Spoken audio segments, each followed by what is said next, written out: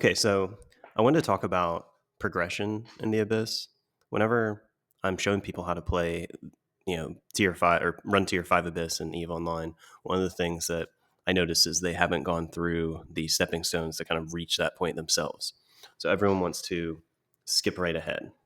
And one of the things that I found out with running some of the lower tiers is that whenever you run them, very fast, you blitz them, think blitzing level 4 missions, you're going to make a lot more money than the middle tiers on the cruiser filaments. So let me explain what I mean by that is when you're progressing as, let's say I'm going to get an Aguila and my goal is to hit tier 5 gammas. And I start with tier 1 gammas, tier 2, tier 3, tier 4, and work my way up.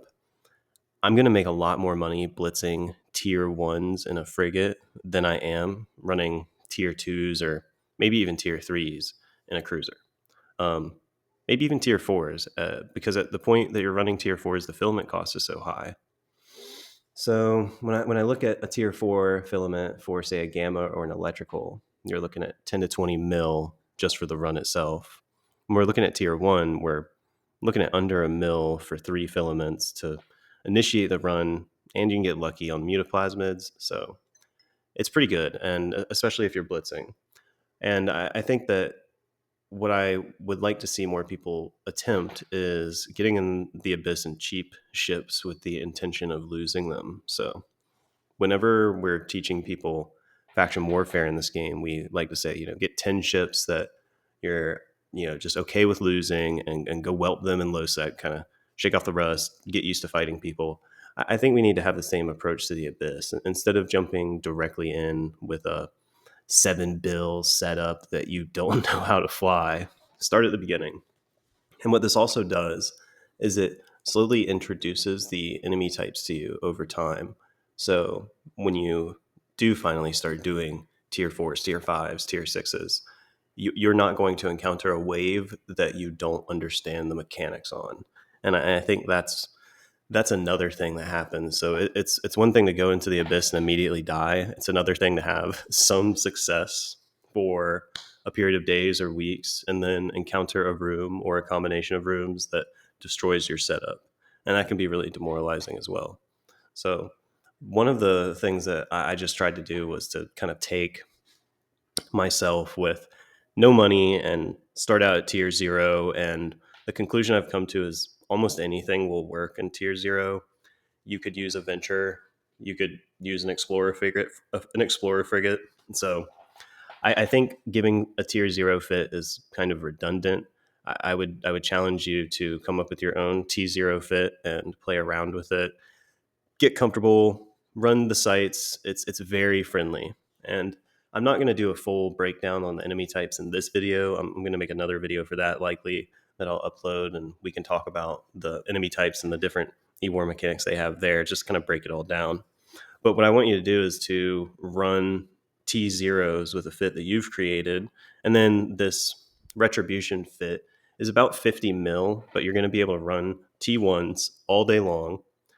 I would go as far as to say this would probably run every filament in T1 other than dark.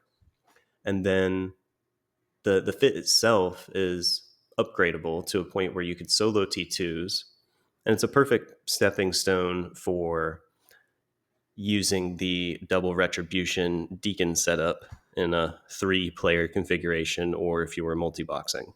So I think the retribution is a really slept on ship, and you can essentially just print money with this setup.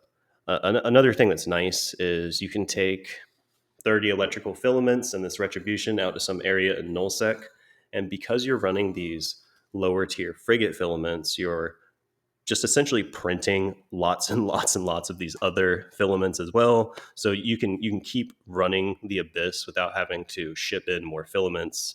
Whenever you're running tier 5s or tier 6s, you're going to get a lot of filaments, but not always of the same type. So your ship is generally kind of specialized, and that can make it so that you have to rely on shipping filaments out, and really reduces the amount of money that you're making. So this allows you to take this sort of solo self-found approach, or an Iron Man outlook to the game. You get a lot of blueprints for Indy. Most of the Triglavian or Abyss blueprints are just straight profitable.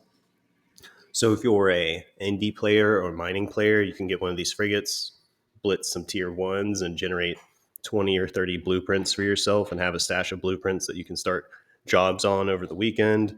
So there's a lot of things that you can do here. There's a lot of money to be made in the Abyss, and I think setting up the progression of going from your own fit that you've created for T zeros into this retribution, and then directly transitioning into a Gila that can run fours and fives and gammas. And if you made it this far, thank you very much for taking a look. I appreciate it. If you wouldn't mind, I'm trying to hit 500 subscribers. That's my current goal right now. So if you could subscribe to the channel, all the engagement helps drive it. Full disclosure, right now, I've been seeing a bit of an uptick there. So I do like making YouTube videos, and I would like to continue doing that.